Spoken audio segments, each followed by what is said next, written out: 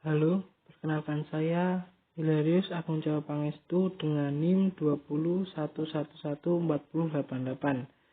Pada kesempatan ini saya akan membahas tentang hasil wawancara dan observasi saya tentang pribadi pada usia dewasa madya. Adapun tujuan dari wawancara ini adalah untuk mengetahui kehidupan yang terjadi dalam diri narasumber yang berkaitan dengan tugas perkembangan narasumber. Identitas dari narasumber.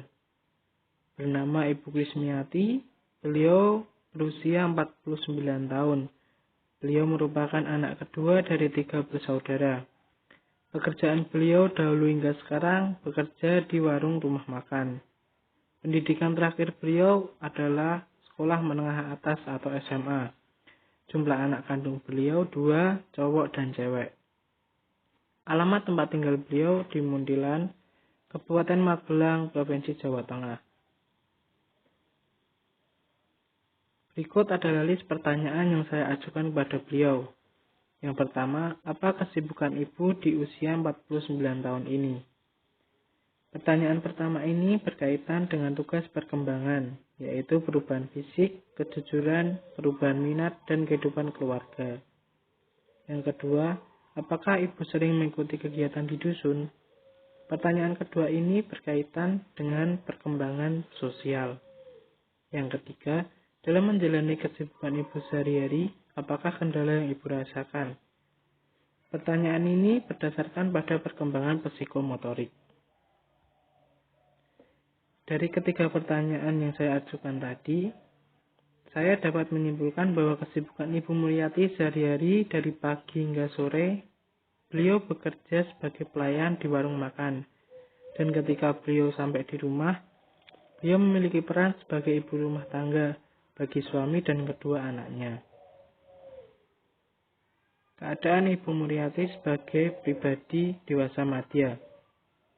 Dalam wawancara kemarin, Ibu Mulyati menjelaskan bahwa Ibu Mulyati yang pertama mampu menerima perubahan fisik dalam diri. Ibu Mulyati menjelaskan bahwa dia mengalami gangguan penglihatan dalam usia dewasa madya ini. Beliau memiliki kekurangan dalam membaca pada jarak dekat. Yang kedua, Ibu Mulyati menjelaskan karena turunnya kesehatan, beliau membatasi dalam bekerja. Dahulu Ibu Mulyati dapat bekerja dari pagi hingga sore, tetapi ketika mengalami dewasa madya ini dan mengalami turunnya kesehatan, Ibu Mulyati hanya bekerja dari pagi hingga siang saja. Yang ketiga, beliau berbagi cerita tentang keinginan beliau melihat anak-anaknya sukses. Beliau memiliki cita-cita dan keinginan untuk melihat anak-anaknya sukses kelak. Yang keempat, beliau berharap selalu dapat menjalankan kewajibannya dalam beribadah. Saya berpikir bahwa spiritualitas dari Ibu Mulyati sangat tinggi. Kenapa tidak? Dalam usia madya ini dan dalam kesehatan yang mulai menurun, beliau tetap berharap dapat menjalankan kewajibannya dalam beribadah. Yang kelima, pada usia ini beliau sering mengalami cemas dan kurangnya kemampuan memecahkan masalah. Dalam kesempatan wawancara kemarin, beliau berbagi cerita bahwa beliau sering mengalami cemas karena beliau kurang mampu dalam memecahkan masalah. Entah masalah dalam keluarga, masalah dalam masyarakat, atau masalah dalam pekerjaannya. Yang keenam, beliau cukup aktif dalam mengikuti kegiatan di dusun.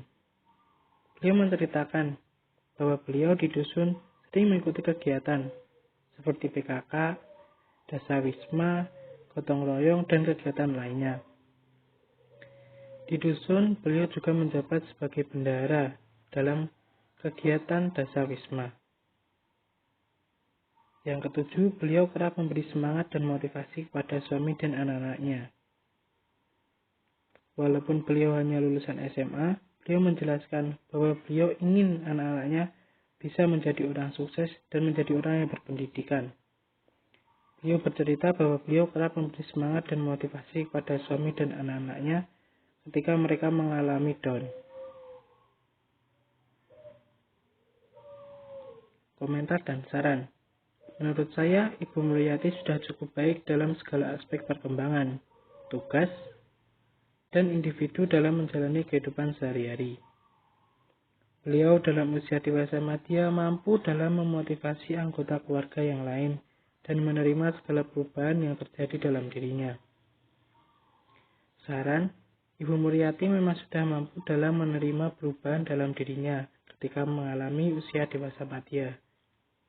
Namun, menurut saya, alangkah baiknya jika beliau mampu mencari kesibukan diri yang tidak mengancam kesehatan beliau, dan selalu berpikir positif serta tidak khawatir akan kehidupan di masa tuanya.